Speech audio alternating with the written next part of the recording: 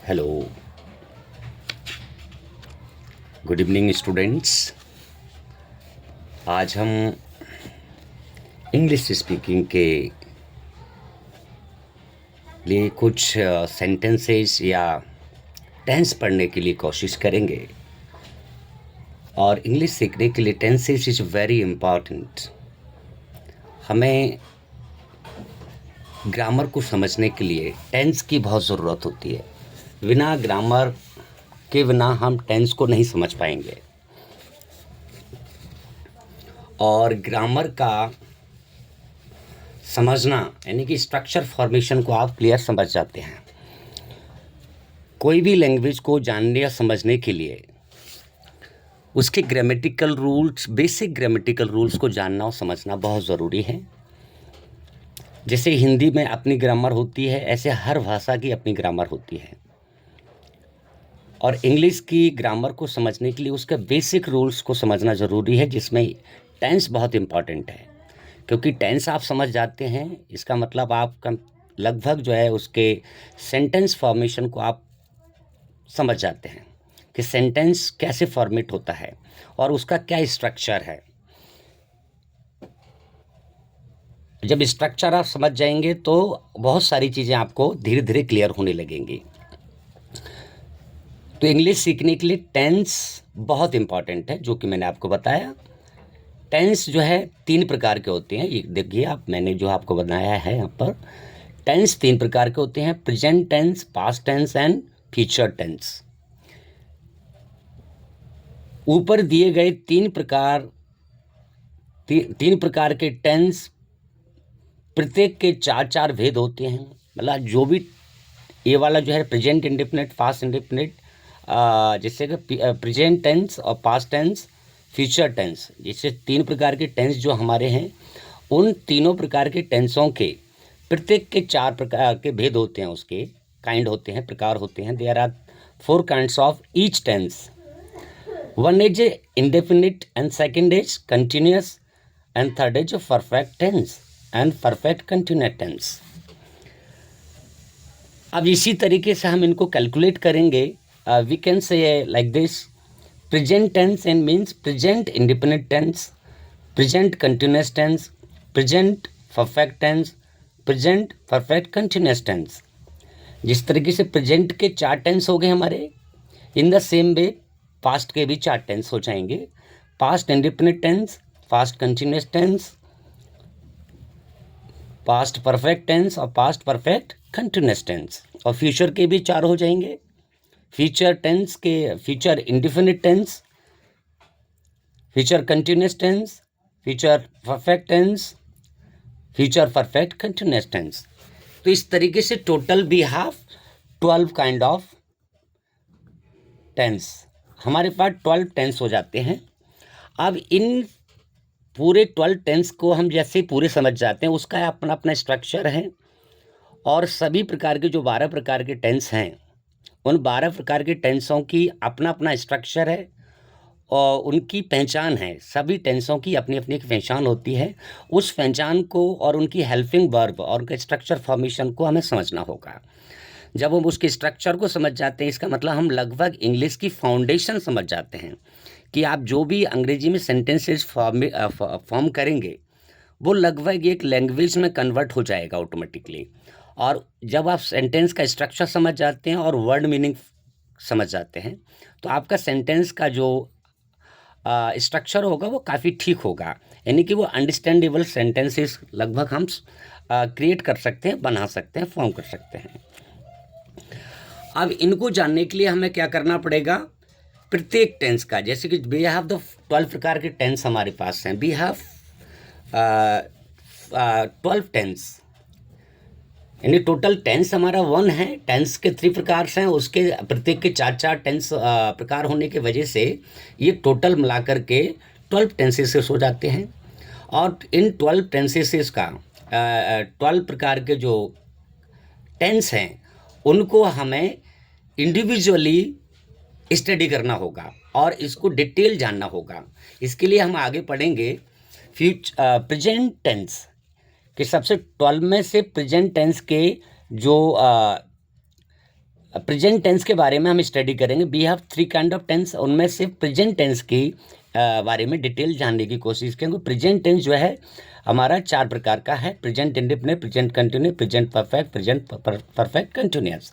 तो इस तरीके से आपको ये लगभग लर्न करना होगा। जब आप इसको लर्न कर लेंगे तो और उसके बाद में उसकी अंदर की डिटेलिंग है वो भी आपको जानना पड़ेगा। डिटेलिंग क्या है कि प्रेजेंट इंडेफिनिट टेंस, इस टेंस के काल के अंत में ता है, ती है, ते है आता है। मतलब जब भी आप इस प्रकार टेंस का पहचान करना चाहेंगे तो उसके वाक्य के अंत में ता है, ती है, ते है आता है। इससे आपको पता चल जाएगा कि प्रेजेंट इंडेफिनिट टेंस है। कोई भी सेंटेंस, जैसे हम जब भी हम लैंग्वेज बोलते हैं, भाषा बोलते हैं, तो भाषा बोलते वक्त हम उसको टेंस को कैसे पहचानेंगे कि कौन सा टेंस है ये, तो उसकी कुछ पहचान है। इसी तरीके से जो 12 प्रकार के टेंस हमारे पास हैं, इनकी भी अपनी अपनी एक पहचान है। उन पहचान को हमें आइडेंटिफाई करना सीखना है। और जब उसको हम आइडेंटिफाई करना सीख जाएंगे तो बहुत सारी चीज़ें हमारी क्लियर होने लगेंगी। जैसे कि हम उसमें से 12 में से सबसे पहले हम प्रेजेंट टेंस के बारे में या प्रेजेंट इंडेफिनिट को पढ़ेंगे। एक्चुअली में क्या होता है प्रेजेंट इंडेफिनिट, है ना। तो हम प्रेजेंट इंडेफिनिट के बारे में पढ़ने की कोशिश करेंगे। और प्रेजेंट इंडेफिनिट क्या कहता है, उसकी स्ट्रक्चर क्या है। जैसे कि प्रेजेंट इंडेफिनिट यहाँ लिखा है, जो मैंने लिखा है प्रेजेंट इंडेफिनिट, ठीक है। 1 मिनट में पॉज कर रहा हूँ अभी। जैसे कि आप प्रेजेंट इंडेफिनिट को आप यहाँ पर पढ़ने और समझने की कोशिश करेंगे कि प्रेजेंट इंडेफिनिट की आइडेंटिफिकेशन हमें करना है और उसके स्ट्रक्चर फॉर्मेशन किस तरीके से बनते हैं और किस तरीके से फॉर्म किया जाता है, और उसके अंदर जितनी भी जो इंफॉर्मेशन है वो सारा हमें इकट्ठा करना है। तो हम सबसे पहले पढ़ेंगे प्रेजेंट इंडेफिनिट टेंस, यानी कि 12 प्रकार के टेंसों में से सबसे पहले हम क्या पढ़ने जा रहे हैं। We are going to learn about the present indefinite tense. इस टेंस के अंत में ता है, ती है, ते है, आता है, ये पहचान है इसकी। प्रेजेंट इंडेफिनिट का जब भी कुछ सेंटेंस के वाक्य के अंत में अगर ता है, ती है, ते है, आता है तो आप तुरंत समझ जाएंगे कि ये प्रेजेंट इंडेफिनिट का टेंस है। ओके, जैसे कि एग्जाम्पल के तौर पे हम यहाँ पर लिख रखा है, राम स्कूल जाता है, Ram goes to school. Mohan एक किताब पढ़ता है, मोहन रीड्स अ बुक। अब क्या होता है कि प्रेजेंट इंडेफिनिट के जितने भी जो सेंटेंसेस होते हैं, उन सेंटेंसेस में एक पहचान होती है कि सिंगुलर करता है, यानी कि सिंगुलर जो सब्जेक्ट होता है, सिंगुलर सब्जेक्ट यानी कि जो सिंगुलर सब्जेक्ट जो होता है उसके साथ लगता है एस या ईएस का इस्तेमाल होता है। एस या ईएस का इस्तेमाल होता है इसके अंदर। आपको ये पहचान करना है, समझना है। जैसे कि सिंपल अफर्मेटिव सेंटेंसेस में एस या सिंपल अफर्मेटिव सेंटेंसेस में एक वचनकर्ता के साथ में एस या ईएस का वर्ब एस या ईएस का इस्तेमाल वर्ब के साथ किया जाता है, लगाया जाता है। और इसका जो स्ट्रक्चर है, फॉर्मेशन है, वो आपको समझना है। सब्जेक्ट प्लस वर्ब और ब्रैकेट में जैसे एस या ईएस प्लस ऑब्जेक्ट, यानी कि इसका जो रूल है वो एक्चुअली रूल को आपको ध्यान रखना है। रूल कैसे काम करता है, subject plus verb plus object. अब जैसे आप देखेंगे यू कैन सी हियर, जैसे राम, अब राम स्कूल जाता है, और राम स्कूल जाता है, इसमें आप कैसे का how will you identify which is a subject, which is object, which is verb, how will you identify. तो you have to learn to identify the 3 kinds of terms, which is a verb, which is a subject, which is object. जैसे Ram school जाता है, Ram school जाता है, तो जाने का यानी कि कोई एक्शन कर रहा है, काम कर रहा है। तो ये काम जब किया जाता है, वर्ब मतलब होता है क्रिया, कोई क्रिया होती है तो उसको बोलेंगे हम वर्ब। ये वर्ब लिख दिया। जो कोई काम करने वाला होता है उसको बोलेंगे सब्जेक्ट। ये हमने आइडेंटिफाई कर लिया, ये सब्जेक्ट है। अब वो क्या करता है, ऑब्जेक्ट। करता क्या है, ये स्कूल जाता है। जो स्कूल जाता है कि जो काम किया गया है उसको क्या बोलेंगे हम, ऑब्जेक्ट। तो हमने यहाँ पर आसानी से इसको पहचान लिया कि कौन सा सब्जेक्ट है, कौन सा ऑब्जेक्ट है। अब इसका ये तो हिंदी का रूप होता है। हिंदी का रूप कैसे करता है? सब्जेक्ट पहले आता है, फिर ऑब्जेक्ट आता है, फिर वर्ब आता है। ये स्ट्रक्चर किसका है? हिंदी का स्ट्रक्चर क्या कहता है? Subject plus object plus verb. ये हिंदी नियम है। हिंदी इस फॉर्मेशन में काम करती है, इस तरीके से। हिंदी ऐसे, जैसे हिंदी बोलेंगे आपको, हिंदी ऐसे इस स्ट्रक्चर में काम करती है। और इंग्लिश का स्ट्रक्चर क्या है? Subject plus verb plus object. ये इंग्लिश हो गया आपका। इसमें फर्क क्या है दोनों में? सब्जेक्ट, ऑब्जेक्ट एंड वर्ब का पोजीशन का डिफरेंस है। पोजीशन देखिए, यहाँ पर क्या हो रहा है? ऑब्जेक्ट जो है मिडिल में आ जाता है और वर्ब लास्ट में आती है हिंदी में। और इंग्लिश में क्या होता है? ऑब्जेक्ट लास्ट में हो जाता है और वर्ब मिडिल में आ जाती है। ये इंग्लिश और हिंदी का स्ट्रक्चर में चेंजेस, फ़र्क है। और इसी स्ट्रक्चर को आप समझेंगे आगे जाके डिटेल, और उसके बहुत सारी हैं इसके नियम तरीके हैं, वो जानना है। तो बेसिकली आप इस बात को समझ पा रहे होंगे। जैसे कि मोहन एक किताब पढ़ता है। जब मोहन किताब पढ़ता है तो मोहन रीड्स अ बुक। तो अब इसमें आप पहचानेंगे कि which is a subject, which is a object, which is a verb. तो मोहन क्या करता है? किताब पढ़ता है। मोहन किताब पढ़ता है। तो मोहन क्या अगर एक्शन कर रहा है, काम कर रहा है, तो ये हो जाएगा सब्जेक्ट। और ये क्या हो जाएगा? पढ़ता है, रीड करता है उसको, तो ये हो जाएगा वर्ब। और ये हो जाएगा आपका ऑब्जेक्ट। क्या किया जाता है? किताब पढ़ता है। तो जिसको किया जाता है वो हो जाता है ऑब्जेक्ट, और जो करता है, मतलब जो काम कर रहा है, उसको बोलते हैं वर्ब। और जो कर रहा है, जो आदमी काम कर रहा है, कोई भी चीज़ जो एक्शन ले रहा है, यानी कि उसको बोलेंगे subject. I think you got my point. आप मेरी बात को समझ पा रहे होंगे, ठीक है। अब हम आगे पढ़ेंगे सिंपल अफर्मेटिव सेंटेंसेस। अब काइंड ऑफ सेंटेंसेस बहुत सारे होते हैं हमारे पास। सिंपल अफर्मेटिव सेंटेंसेस में यस या यस वर्ब क्रिया के साथ लगाया जाता है। अब जैसे कि एक स्ट्रक्चर हमारे पास है, जो नॉर्मली प्रेजेंट इंडेफिनिट का जो स्ट्रक्चर है वो हमारे पास क्या है? Subject plus verb. अब यहाँ पर एस या यस क्यों लगाया गया? क्योंकि ये एस या यस लगाया गया है प्रेजेंट इंडेफिनिट के रूल के अकॉर्डिंगली। क्योंकि वर्ब में एस या यस लगाया जाता है, किसी में लगाया जाएगा, किसी में नहीं लगाया जाएगा। किस में लगाना, किस में नहीं लगाना, ये भी बात आपको समझना है। हम ये आगे पढ़ेंगे इसमें कि जो एक वचन सिंगुलर सब्जेक्ट होता है उसके साथ में एस या यस लगाया जाएगा। सिंगुलर सब्जेक्ट, जैसे कि राम क्या है? एक सिंगुलर है। अब राम की जगह पर मान लो क्या है? वह स्कूल जाता है, वह स्कूल जाता है। मान लो यहाँ पर होता है ही गोज टू स्कूल, है ना। जैसे कि आपको यहाँ पर होता ही गोज टू स्कूल, वह स्कूल जाता है, तो क्या हो जाता? वह स्कूल जाता है, तो ही गोज टू स्कूल। यानी कि राम क्या है? किसी नाउन, जैसे आप नाउन और प्रोनाउन वगैरह आगे पढ़ेंगे, थोड़ा सा मैं आपको बाद में बताऊंगा। तो सबसे पहले जो सिंगुलर सब्जेक्ट है, उस सिंगुलर सब्जेक्ट के साथ में क्या आएगा? यस या यस वर्ब के साथ आएगा। ये इसके अकॉर्डिंगली ये यहाँ पर एस या यस वर्ब के साथ हमने ये रूल में फिट किया है। तो क्या हो जाएगा? राम गोज टू स्कूल, और वह स्कूल जाता है, ही गोज टू स्कूल, उसका भी यही हो जाएगा। अब मोहन किताब पढ़ता है, तो Mohan reads the school. Mohan एक किताब पढ़ता है, तो मोहन रीड्स अ बुक हो जाएगा इसका। अब क्या हो जाएगा यहाँ पर? ये देखिए, मोहन क्या है? सिंगुलर है, सिंगुलर सब्जेक्ट है। तो सिंगुलर सब्जेक्ट के अकॉर्डिंगली हमने क्या कर दिया? यहाँ पर यस या यस लगेगा। अब उसमें से किसी में एस लग जाएगा तो किसी में ईएस लग जाएगा। जैसे यहाँ पर क्या लगा? ईएस लग गया, और यहाँ पर क्या लगा? ईएस लगा। तो इसके कुछ नियम हैं, तरीके हैं, वो आपको डिटेल में बताए जाएंगे। उसका एक अलग तरीके होते हैं, ठीक है। आप लगभग मेरी बातों को समझ गए होंगे, मैं जो कहना चाह रहा हूँ। ओके, अब नेक्स्ट हम पढ़ेंगे काइंड ऑफ सेंटेंसेस। वाक्य कितने प्रकार के होते हैं? जब हम वाक्य को समझ लेंगे तो हमारी बहुत सारी जो आगे स्ट्रक्चर फॉर्मेशन का जो तरीके हैं उनको आप इजीली समझ पाएंगे और माइंड में एक फ्रेमिंग आपके में बनना शुरू हो जाएगा। फ्रेमिंग कैसे बनेगा? जब हम काइंड ऑफ सेंटेंसेस को पकड़ लेंगे, समझ लेंगे।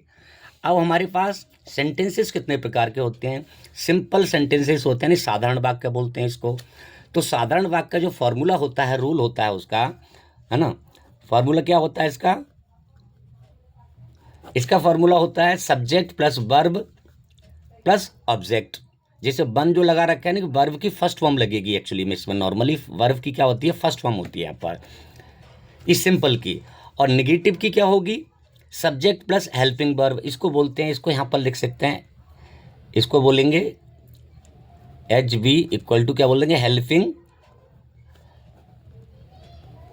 Helping verb.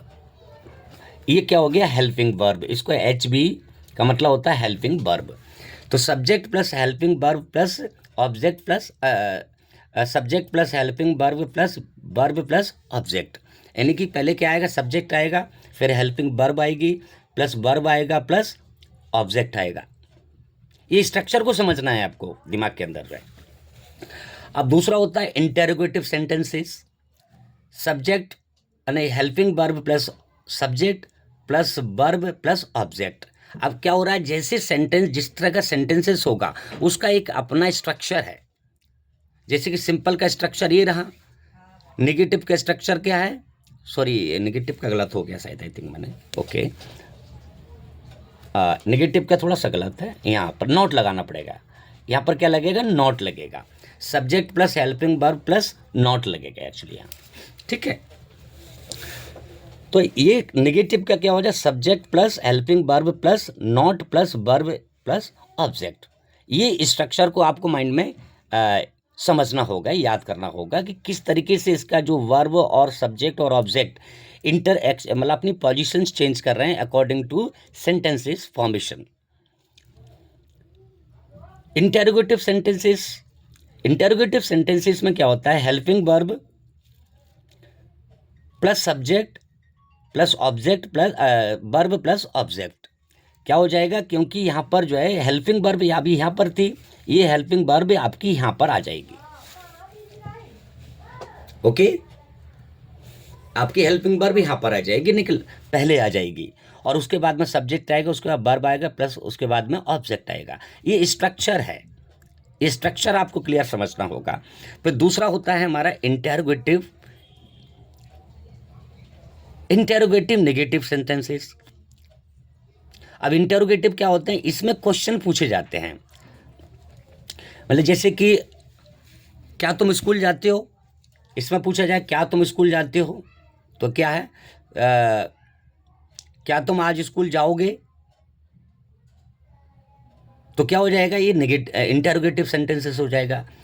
और इंटेरोगेटिव नेगेटिव सेंटेंसेस में क्या हो जाएगा? सेंटेंस में क्या होगा? हेल्पिंग वर्ब पहले आती है, और उसके बाद सब्जेक्ट आएगा, उसके बाद नॉट आ जाएगा। नॉट की पोजीशन आपको पहचानना होगा कि नॉट की पोजीशन हमेशा सब्जेक्ट के बाद में लगती है, उसके बाद में वर्ब आती है, फिर उसके बाद में ऑब्जेक्ट आता है। ये नॉट को आप इसी पोजीशन में ही लगाएंगे। अगर आपने नॉट को इधर उधर कहीं दूसरी जगह लगा दिया, यूज़ किया, तो वो स्ट्रक्चर आपका गलत हो जाएगा। क्योंकि इसलिए तो हम टेंस पढ़ रहे हैं 12 प्रकार का, ताकि हम उसकी लोकेशन और पोजीशन को, सब्जेक्ट ऑब्जेक्ट और वर्ब की पोजीशन को एक सही ढंग से आइडेंटिफाई कर सकें कि कौन सी पोजीशन पर किस तरीके से रखा जाता है इनको। वो इसके रूल्स के अकॉर्डिंगली आपको आइडेंटिफाई करना है। अब तीसरा होता है हमारा, नहीं, फिफ्थ होता है WH वर्ड सेंटेंस, जिसमें WH वर्ड क्या होता है? व्हाट, व्हेन, हाउ, वेयर, इस तरह के जो क्वेश्चन जहाँ पर पूछे जाते हैं। क्या आप स्कूल कब जाओगे? आप स्कूल कब जाते हो? जैसे कब जो आया है यहाँ पर, कब मतलब बहन होता है, तो कब जो वर्ड आया है तो ये WH वर्ड में आ जाएगा। और आप किताब कब पढ़ते हैं? जैसे किताब कब पढ़ते हैं तो कब आएगा, तो जो कब आया है वो क्या होगा? WH word.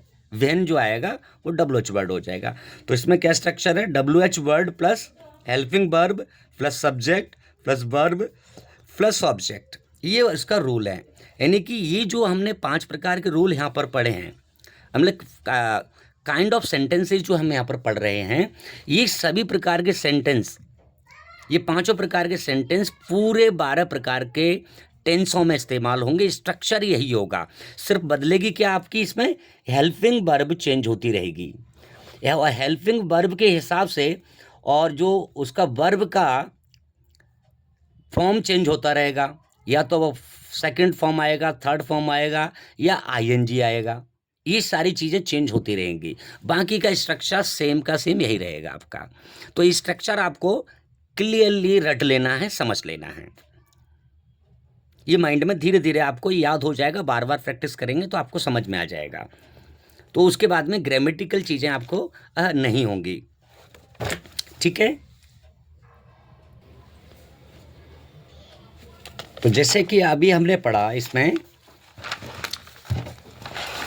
Present indefinite tense, क्योंकि जो 12 प्रकार के टेंस हैं, उन्हीं 12 प्रकार के टेंसों को हमें बारी बारी से पढ़ना है और समझना है, और उसको जानने के लिए उसके अंदर के जो कुछ फैक्ट्स हैं उनको समझना होगा। और लेकिन जो इसमें सबसे इम्पॉर्टेंट बात यह है कि जो काइंड ऑफ सेंटेंसेस जो मैंने बताए हैं, वो सभी 5 प्रकार के जो सेंटेंसेस बताए हैं, वो इस तरह के स्ट्रक्चर हर प्रकार का, जो 12 प्रकार के टेंस हैं उनमें सब में इस्तेमाल होना है, यानी कि उसका स्ट्रक्चर फॉर्मेशन सेम रहेगा। तो आपको याद क्या करना है, इसमें याद करने वाला इंपॉर्टेंट चीज़ है कि यू हैव टू लर्न। तो there are 3 kinds of tenses. First is present indefinite, and second is fast present tense, past tense and future tense. और उन सब के 4 भेद हैं, यानी सभी के, यानी कि प्रेजेंट के 4 हैं, और पास्ट के 4 हैं, और फ्यूचर के भी 4 हैं, ठीक है। अब हम पर्टिकुलरली एक एक करके जो है सारे टेंसों को पढ़ रहे हैं यहाँ पर, जैसे कि मैंने आपकी यहाँ पर थोड़ा सा आपको एक्सप्लेन किया था। अब प्रेजेंट इंडेफिनिट की पहचान क्या है, ता है, ती है, इसके अंदर आता है, और इसका स्ट्रक्चर इस तरीके से बनता है, सब्जेक्ट प्लस वर्ब, और ब्रैकेट में एस या ई एस आता है, यानी कि वर्ब के साथ क्या आएगा, एस या ई एस आएगा। इसकी ये पहचान है, ये आपको पता चल गया होगा। और वो भी किस में आता है, सिंगुल जो है अफर्मेटिव और सिंपल सेंटेंसेस में एस से एस आता है। और जैसे ये नेगेटिव हो जाएगा, इंटरोगेटिव होता है, हो जाएगा, WH वर्ड हो जाएगा, तो ऑटोमेटिकली इसका एस से एस हट जाएगा। उसके बाद डू और डज आ जाएगा, डू और डज का इस्तेमाल होगा। तो आपको इसके नियम लिख लेना है, मैं आपको बता रहा हूँ एग्जाम्पल के तौर पर अभी, पर बाद में आगे बहुत सारी चीज़ें आपको बताएंगे, तो इसमें आपका आइडिया बिल्कुल क्लियर हो जाएगा। आई थिंक एक सेकेंड। अब जैसे एक एग्जाम्पल हमने दिया यहाँ पर, गीता एक गाना गाती है। अब गीता एक गाना गाती है, तो you have to identify which कौन सा सब्जेक्ट है इसके अंदर, और कौन सा ऑब्जेक्ट है, और कौन सा वर्ब है। तो गीता क्या करती है, गाना गाती है, गाना गाती है। तो गाने का जो काम है, एक्शन हो रहा है, क्रिया कर रही है, तो क्या हो जाएगा, ये वर्ब हो जाएगा, ये वर्ब हो जाएगा, और ये सब्जेक्ट हो जाएगा, क्योंकि गीता क्या कर रही है, गाना, गीता गाना गाती है। अब गीता क्या कर रही है, गाना गा रही है, तो ये गाना जो हो जाएगा वो क्या हो जाएगा, ऑब्जेक्ट हो जाएगा। तो इससे स्ट्रक्चर क्या बनेगा आपके accordingly, subject plus verb plus object. ये वाला फॉर्मूला हमने पहले ही याद रखा है, याद किया हुआ है। इस सिंपल का, सिंपल के हिसाब से क्या हो जाएगा, Geeta sings a song, Geeta sings. अब इसमें लग गया एस, जो जैसे कि मैंने पहले ही बताया था आपको कि जो सिंगुलर एक वचन करता होता है, एक वचन सिंगुलर, जो सिंगुलर सब्जेक्ट होता है उसके साथ में क्या लगता है, यस या ई एस लगता है। तो किसी में एस लगता है, तो किसी में ई एस लगता है। अब वो उसके अलग नियम है, वो आपको बताऊंगा, किसके साथ में एस लगता हो, किसके साथ में ई एस लगता है, वो धीरे धीरे आपको पता चलेगा, उसके लिए अलग से समझना पड़ेगा। अब दूसरा सेंटेंस से हम पढ़ेंगे आगे। इसी तरीके से आप बहुत सारे सेंटेंसेस बनाते रहेंगे और प्रैक्टिस करते रहेंगे, तो ऑटोमेटिकली आपके ये स्ट्रक्चर फॉर्मेशन आपके माइंड में फिट हो जाएगा, और आपके जो है ये सारी चीज़ें क्लियर हो जाएंगी। ओके, अब दूसरा हम सेंटेंस पढ़ेंगे, काइंड ऑफ सेंटेंस जो है पढ़ा था हमने पहले भी। There are 5 type kind of sentences, उसी में से हम पढ़ेंगे पहला दूसरा पढ़ेंगे। दूसरा पढ़ रहे हैं इसके अंदर हम negative sentences. Negative sentence, negative sentence. Negative sentence में हमने क्या होता है, इस प्रकार के टेंस में, इस प्रकार के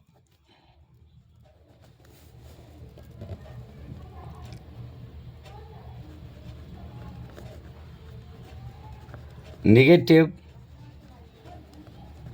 वाक्यों में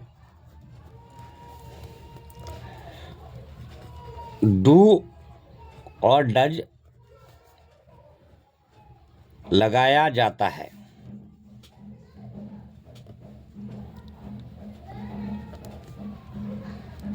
लगाया जाता है और क्या किया जाता है, यस या यस, यस या यस, ऐसे कह सकते हैं इसको, यस या यस को वर्ब से हटा दिया जाता है, हटा दिया जाता है। यानी कि जो ऐसे यस जो वर्ब में लगती है वो यहाँ से क्या हो जाएगी, हटा दिया जाता है और डू और डज का इस्तेमाल होता है। जैसे कि हम लिखेंगे यहाँ पर राम स्कूल नहीं जाता है,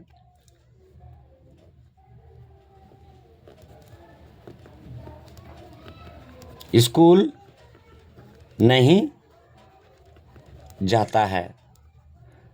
कैसे, राम स्कूल नहीं जाता है, तो यहाँ पर क्या पहचानना है, देखिए ये क्या है, सब्जेक्ट है और ये वर्ब है और ये ऑब्जेक्ट है। ये आप पहचान पा रहे हैं इसको इजीली, और ये नेगेटिव है ऑलरेडी, ये समझ ही पा रहे हैं इसको। अब इसका स्ट्रक्चर फॉर्मेशन क्या कहता है, subject plus helping verb plus verb plus object. एक नॉर्मल नेगेटिव का फॉर्मूला है ये। क्या है, नेगेटिव का, नेगेटिव सेंटेंसेस का फॉर्मूला है ये। अब नेगेटिव सेंटेंस का वाक्य, नेगेटिव वाक्य का फॉर्मूला क्या है, हमारे पास ये है। अब इसी फॉर्मूले के अकॉर्डिंगली हम क्या करेंगे, नेगेटिव सेंटेंस और प्रेजेंट इंडेफिनिट टेंस, तो प्रेजेंट इंडेफिनिट के हिसाब से हम इसमें फिट करने की कोशिश करेंगे तो क्या बनेगा, क्या सेंटेंस बन सकता है हमारा, आप खुद सोचिए एक बार। देखो सब्जेक्ट प्लस हेल्पिंग वर्ब, क्या है इसकी, हेल्पिंग वर्ब को यहाँ पर लिख सकते हैं, हेल्पिंग वर्ब जो है इसकी क्या है, ये पहचान के लिए डू और डज। डू और डज क्या है इसकी, ये हेल्पिंग वर्ब है, ये आपको आइडेंटिफाई करना, पहचानना है। सब्जेक्ट अब क्या हो जाएगा, do does plus not plus verb plus object. अब यहाँ पर क्या थी, यस या यस हटा दिया गया। देखिए यहाँ पर यस या यस, यहाँ पर क्या था, अभी यहाँ पर एस या यस हम नहीं लगाएंगे। क्यों नहीं लगाएंगे, क्योंकि यहाँ पर हमने क्या लगाया था, यस या यस लगाया था। देखिए यहाँ पर ये वाला सेंटेंस आप देख सकते हैं, यहाँ पर वर्ब में हमने एस या यस लगाया था, लेकिन हम यहाँ पर निगेटिव सेंटेंस में एस या यस को नहीं लगाएंगे क्योंकि हटा दिया गया है। तो ये फार्मूला के हिसाब से हो जाएगा। देखिए आप समझते रहिए। अब ये राम स्कूल नहीं जाता है, तो क्या हो जाएगा, राम यहां पर बनाएंगे इसी फॉर्मूले के हिसाब से, सब्जेक्ट यहां आ जाएगा तो राम। अब ये राम डज, डू और डज। अब डू और डज में इसमें एक कहानी है, इसके अंदर एक वचन सिंगुलर जो सब्जेक्ट होता है उसके साथ में डज आता है और प्लूरल सब्जेक्ट के साथ में वर्ब आता है। तो Ram does not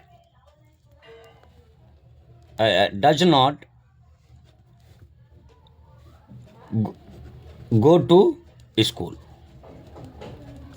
Ram does not go to school हो जाएगा, ठीक है। क्योंकि डज नॉट कैसे आया, देखिए आप यहां पर समझ पा रहे होंगे, ये हेल्पिंग वर्ब और नेगेटिव सेंटेंस का जो स्ट्रक्चर फॉर्मेशन है उसके अकॉर्डिंगली यहां पर डज नॉट आया। क्योंकि राम स्कूल नहीं जाता है तो Ram does not go to school, ये आपका स्ट्रक्चर मुझे लगता है बिल्कुल क्लियर आपको समझ में आ गया होगा। ये नेगेटिव सेंटेंसेस आपका हो गया। जैसे इसी की तरह एक एग्जांपल के तौर पर बना सकते हैं हम, मोहिनी नहीं, जैसे सीता गीता गाना नहीं गाती, गाना नहीं गाती है, गाना नहीं गाती है। ये क्या हो जाएगा? तो ये सब्जेक्ट है, आप पहचान लेंगे आप। ये आपका सब्जेक्ट हो गया, ये आपका वर्ब है और ये आपका ऑब्जेक्ट हो गया। ठीक है, ओके। सब्जेक्ट प्लस वर्ब के हिसाब से वो फॉर्मूला में कौन से में नहीं गाती है, नेगेटिव हो गया। तो क्या हो जाएगा, उसके हिसाब से आप फिट करेंगे यहाँ पर राम नहीं गीता डज नॉट। अब जैसे कि डज, गीता क्या सिंगुलर है, इसके एक नियम और बताऊंगा मैं आपको। Geeta does not sing a song. यहां पर हो जाएगा Geeta does not sing a song. ये एक्चुअली इसका ट्रांसलेशन क्लियर हो गया, ग्रामेटिकल बिल्कुल करेक्ट है, इसमें कोई प्रॉब्लम नहीं है। अब क्या होता है, सिंगुलर सब्जेक्ट, सिंगुलर। अब जैसे सिंगुलर और प्लूरल सब्जेक्ट को आप समझना है। सिंगुलर क्या होता है, सिंगुलर सब्जेक्ट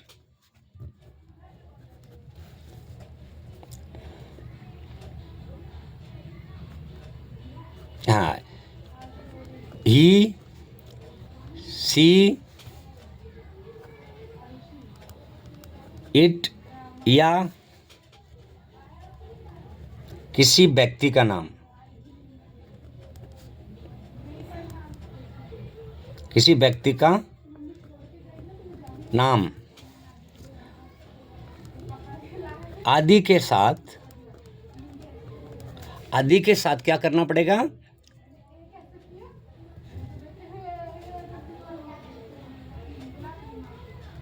डज को लगाया जाता है।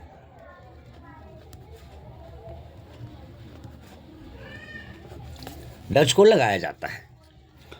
ये हो गया आपका सिंगुलर सब्जेक्ट। और दूसरा हम plural subject, plural subject. Plural subject क्या होते हैं, जैसे कि यू, दे, बी और बहुत सारे, जैसे कि आप बोल सकते हैं कि उन्होंने, तो दे आ जाएगा। या बहुत सारे लोग, जैसे कि तो आदि, आदि के साथ में क्या हो जाएगा,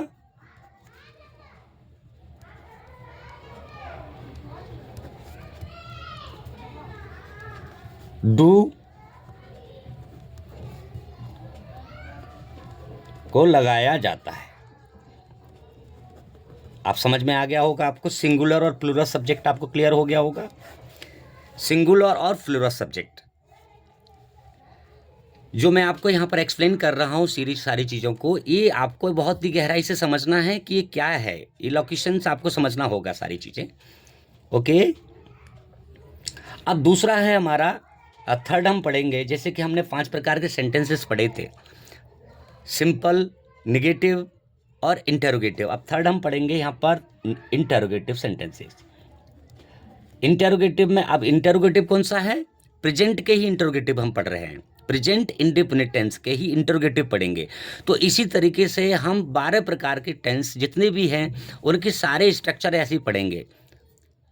जैसे हम प्रेजेंट के सभी पढ़ रहे हैं, 5 प्रकार के काइंड ऑफ सेंटेंसेस हैं, काइंड ऑफ सेंटेंसेस हैं, उसी तरीके से 12 प्रकार के टेंस की भी हमें यही सारी जानकारी इकट्ठा करना है और उनके स्ट्रक्चर को समझना है। जब ये पूरा क्लियर आपका हो जाएगा तो ऑटोमेटिकली आप जो है टेंस को समझ जाएंगे और अंडरस्टैंड कर पाएंगे, और उसका स्ट्रक्चर फॉर्मेशन कैसे काम करता है वो आप क्लियरली समझ जाएंगे। इंटरोगेटिव,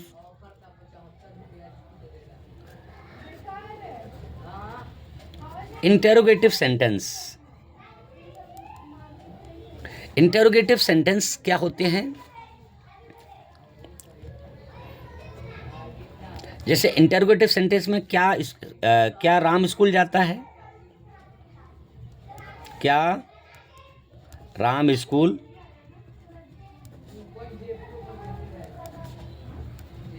जाता है? क्वेश्चन मार्क यहाँ पर आ गया।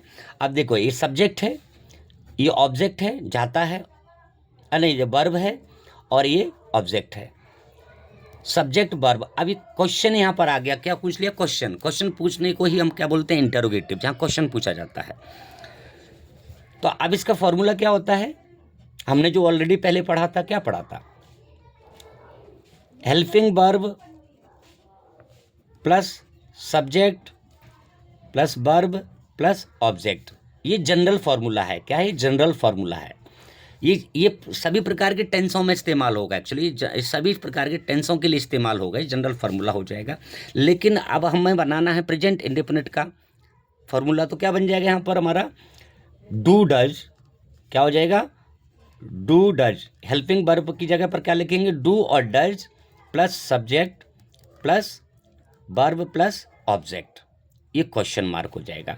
तो इसके अकॉर्डिंगली क्या हो जाएगा? You have to translate this sentence into English on the basis of this structure. Okay? So how will you translate? How will you fix all the subject, verb and object in order? क्योंकि जो words होते हैं, if you place all the words in A proper order, then the sentence will produce a sound, will create a meaning of the sentence. मतलब वाक्य का अर्थ तभी निकलता है जब उनके जो शब्द होते हैं, जो वर्ड्स होते हैं, उनको हम एक प्रॉपर ऑर्डर में अरेंज करें, तभी उसका मीनिंग निकलेगा, वरना उसका मीनिंग नहीं होगा। चाहे वो हिंदी हो, चाहे दुनिया की कोई भी भाषा हो, सभी भाषाओं में क्या होता है? उसका स्ट्रक्चर फॉर्मेशन होता है। जब हम उस स्ट्रक्चर फॉर्मेशन को आप समझ जाएंगे, तो उसी से ही जो सेंटेंस का मीनिंग निकल पाएगा। तो मीनिंग निकालने के लिए हमें स्ट्रक्चर को समझना है। इसलिए तो हम जो है क्या कर रहे हैं, यहाँ पर 12 प्रकार के टेंस को पढ़ रहे हैं। जब 12 प्रकार के टेंस आपके माइंड में क्लियर हो जाएंगे, तो आप बहुत सारी चीज़ें आपस में और इजीली समझ पाएंगे। ठीक है? Okay.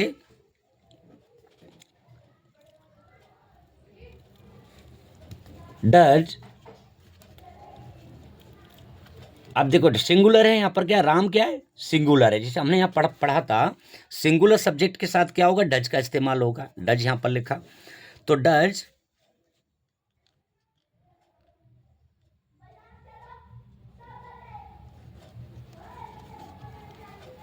Ram go to school.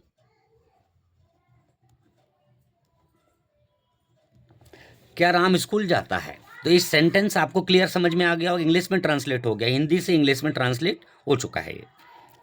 तो कोई भी सेंटेंस आपका आएगा हिंदी में, उसको आप इंग्लिश में इसी तरीके से आप ट्रांसलेट कर सकते हैं। अब तीसरा है, फोर्थ है हमारा है negative interrogative. Negative interrogative negative.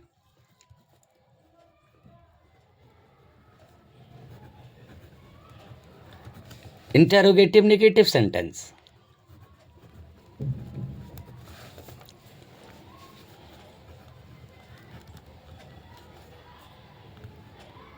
Sentence. अब इंटरोगेटिव नेगेटिव सेंटेंसेस क्या होते हैं?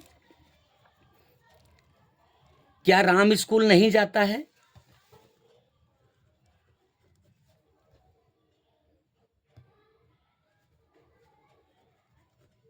क्या Ram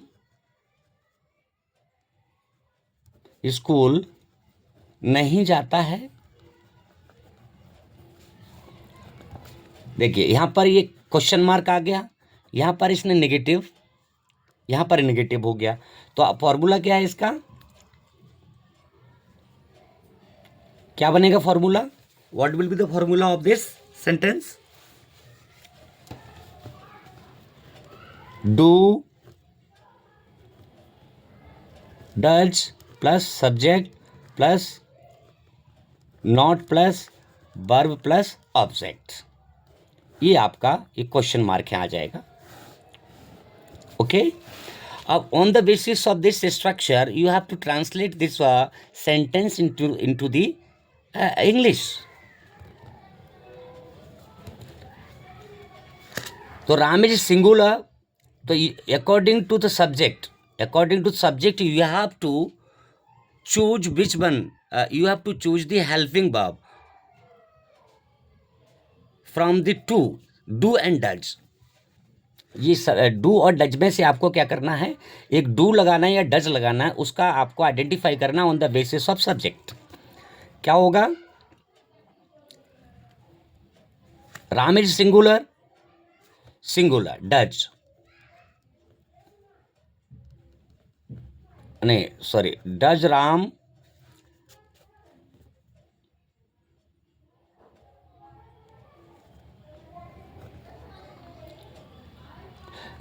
not go to school, not go to,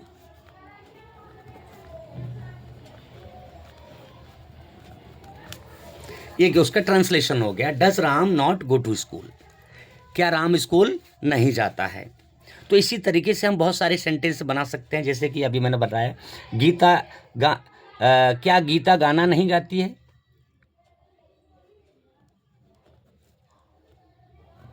क्या गीता गाना नहीं गाती है। तो सब्जेक्ट ये वर्ब हो गया और ये ऑब्जेक्ट हो गया, और ये क्वेश्चन है, ये नेगेटिव है। तो इसके फॉर्मूले के हिसाब से आप क्या बनेंगे, वही इसी फॉर्मूले के accordingly you have to translate. क्या हो जाएगा,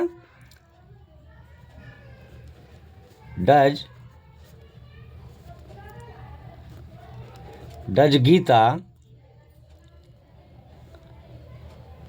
not sing a song, does Geeta not sing a song, क्या सीता गाना नहीं गाती है। तो आई थिंक आप मेरी जो है इसको स्ट्रक्चर को आप समझ गए होंगे clearly, you are understanding my point. Okay, अब इसी तरीके से we have to understand the next kind of sentence that is fifth. Okay, WH word,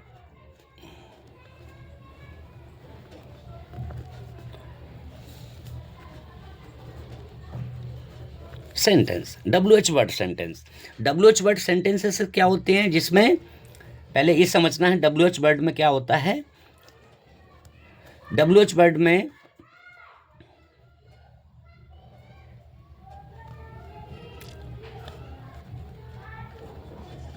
what, where, when, how आदि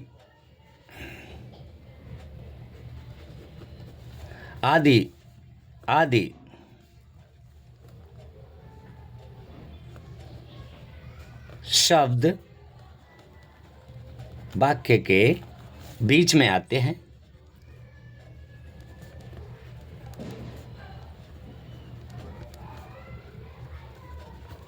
जैसे राम स्कूल कब जाता है, राम स्कूल कब जाता है।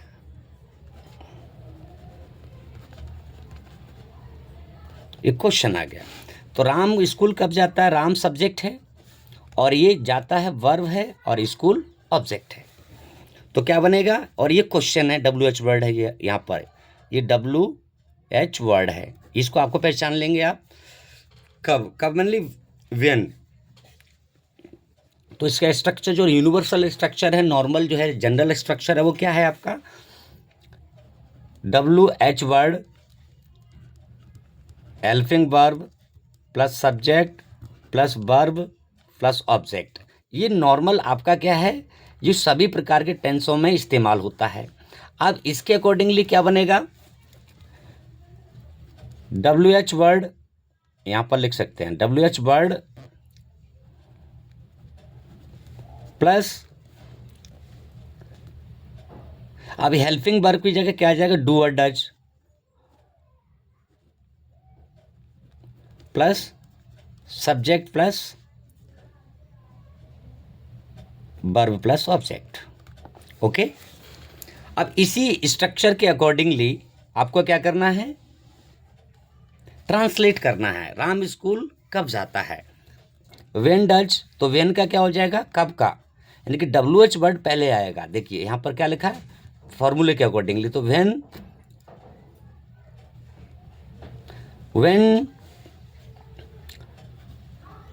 डज। अब डज के अकॉर्डिंगली यहाँ पर subject, you have to identify the subject singular और प्लूरल, जो कि मैंने पहले बताया आपको। सिंगुलर सब्जेक्ट और प्लूरल सब्जेक्ट को पहचानना है।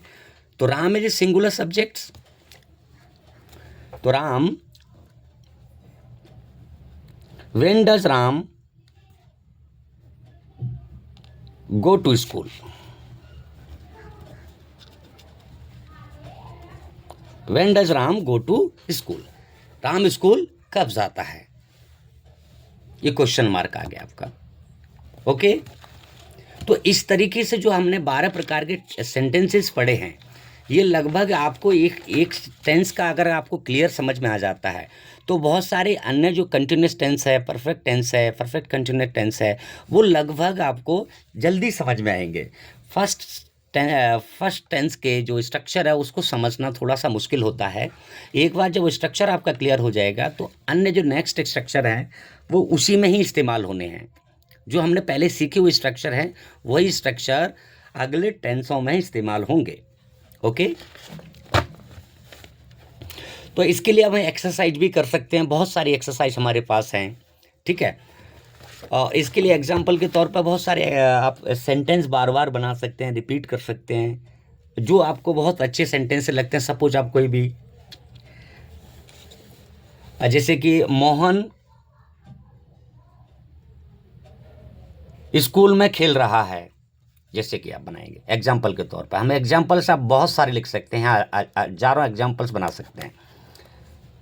और जितना ज़्यादा आप रिवाइज और प्रैक्टिस करेंगे, बहुत सारे एग्जाम्पल्स आप प्रैक्टिस करेंगे, उतना ही आपकी लैंग्वेज और स्ट्रक्चर फॉर्मेशन स्ट्रांग होता चला जाएगा। जैसे मोहन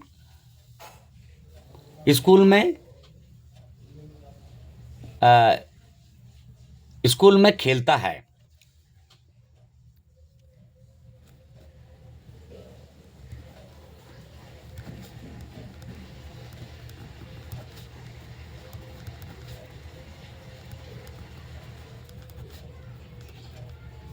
नहीं, मोहन स्कूल में फुटबॉल खेलता है या क्रिकेट खेलता है, क्रिकेट खेलता है, मोहन स्कूल में क्रिकेट खेलता है। तो क्या आ जाएगा यहाँ पर, सब्जेक्ट, ये खेलता है ये वर्ब हो गया, और स्कूल में ये भी ऑब्जेक्ट है और ये भी ऑब्जेक्ट है, ये ध्यान रखना है, ये दोनों ही ऑब्जेक्ट हैं। ये अदर वर्ड में कह सकते हैं इसको, क्रिकेट स्कूल में खेलता है, तो क्या हो जाएगा, ये अदर वर्ड में आ जाएगा आपका, अदर वर्ड। ठीक है, तो धीरे धीरे आपको स्ट्रक्चर फॉर्मेशन समझ में आने लगेगा।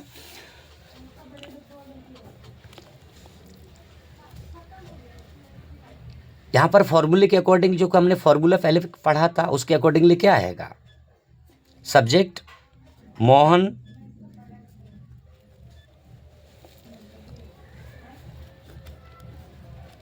प्लेज, यस आ जाएगा यहाँ पर, प्लेज, मोहन प्लेज क्रिकेट, क्या हो जाएगा, क्रिकेट।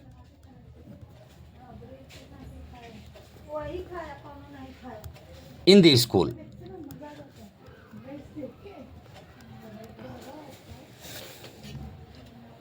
ठीक है।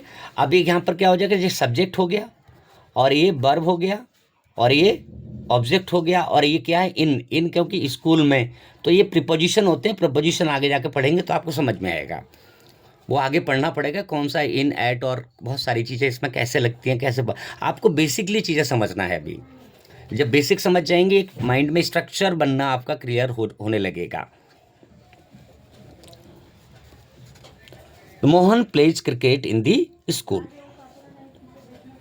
अब इसी को आप सेंटेंस को बना सकते हैं बहुत से। मोहन स्कूल में क्या मोहन स्कूल में क्रिकेट खेलता है? तो अब इसका स्ट्रक्चर क्या हो जाएगा? क्या मोहन स्कूल में क्रिकेट खेलता है? क्या मोहन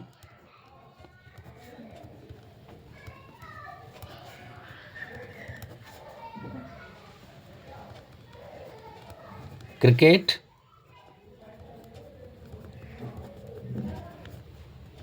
क्वेश्चन आ जाएगा। क्या मोहन स्कूल में क्रिकेट खेलता है? तो क्या हो जाएगा उसके स्ट्रक्चर के हिसाब से? इस सब्जेक्ट, वर्ब और ऑब्जेक्ट। ये ऑब्जेक्ट हो जाएगा इसको, और ये जो है अदर वर्ड में आ जाएगा। ये अदर वर्ड बोल सकते हैं इसको, ठीक है। ये ऑब्जेक्ट हो गया, ये वर्ब हो गया, ये सब्जेक्ट हो गया, और ये क्वेश्चन मार्क है, तो इंटरोगेटिव सेंटेंसेस हो गया, सेंटेंस हो गया। तो सब्जेक्ट सिंगुलर है, सिंगुलर के अकॉर्डिंगली यहां पर आएगा डज। डज मोहन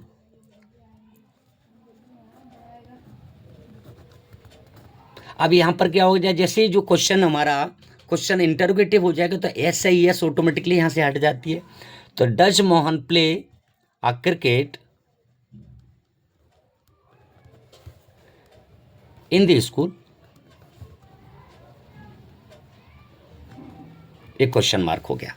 ओके, तो does Mohan play a cricket in the school. तो इसी तरीके से बहुत सारे आप सेंटेंसेस बनाते रहेंगे। जैसे क्या मोहन स्कूल में क्रिकेट नहीं खेलता है? क्या मोहन स्कूल में क्रिकेट नहीं खेलता है? अब इसी को क्वेश्चन को नेगेटिव इंटरोगेटिव बनाएंगे। तो नेगेटिव बनाते ही क्या हो जाएगा, स्ट्रक्चर के अकॉर्डिंगली। जैसे अब मैं लिख के बताता हूं आपको, क्या मोहन स्कूल में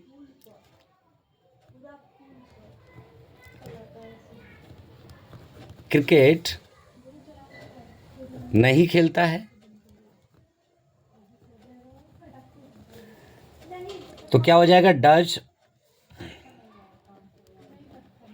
मोहन। तो मोहन अब प्ले, अब देखो प्ले के बाद में जो है नॉट आ गया, यहाँ पर क्वेश्चन आ गया क्या, नॉट। नॉट को क्या हो जाएगा, ये नॉट यहाँ पर आ जाएगा। एक देखो आप याद करिए स्ट्रक्चर क्या है इसका, जो स्ट्रक्चर मैंने बताया था पहले उसको थोड़ा सा ध्यान रखिए। देखो स्ट्रक्चर के अकॉर्डिंगली हमें सब सारा काम जो है पर करना है। जब ये स्ट्रक्चर हमारे क्लियर हो जाएंगे ऑटोमेटिकली आपकी लैंग्वेज में स्ट्रक्चर बनना शुरू हो जाएगा, और आप जो भी सेंटेंस आप ट्रांसलेट करेंगे वो सभी के सभी का मीनिंग सही और क्लियर निकल पाएगा। तो does Mohan not play a cricket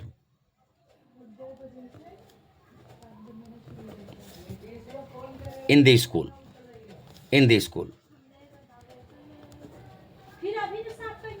question हो गया, क्वेश्चन मार्क लगा दिया। अब दूसरा हम पढ़ेंगे, मोहन स्कूल में क्रिकेट कब खेलता है?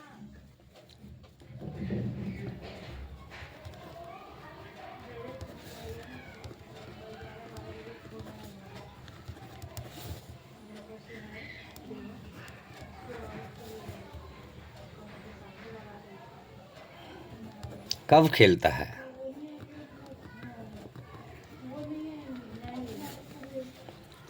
तो कब का क्या हो जाएगा, WH वर्ड, व्हेन। फॉर्मूला जो है ऑलरेडी मैंने पहले बताया था, उसके अकॉर्डिंगली आपको समझना है। व्हेन डज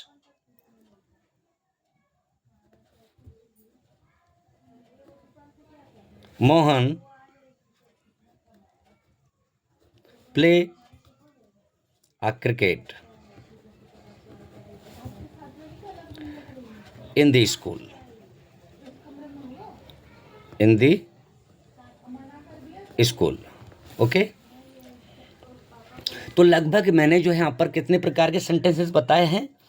निगेटिव, जैसे कि यहाँ पर बताया, जिससे मैंने ये निगेटिव नहीं बनाया था एक्चुअली में। जो भी प्रकार के, जो 5 प्रकार के सेंटेंस काइंड ऑफ सेंटेंसेस बताए थे, उनमें एक्चुअली में इस सेंटेंस को फिट किया इन दी प्रेजेंट इंडेफिनिट टेंस। तो आपको लगभग ये बातें क्लियर हो गई होंगी ही कि ये जो प्रेजेंट इंडेफिनिट टेंस कैसे स्ट्रक्चर बनाता है और स्ट्रक्चर कैसे काम करते हैं और उसको कैसे आइडेंटिफाई किया जाता है और कैसे उसका स्ट्रक्चर फॉर्मेशन बनता है. I think you have understood all that whatever I have explained to you. Okay, thank you. In the next session, we will study about the continuous tense. और नेक्स्ट क्लास के अंदर हम continuous tense के बारे में पढ़ेंगे, continuous tense कैसे काम करता है. Okay, thank you.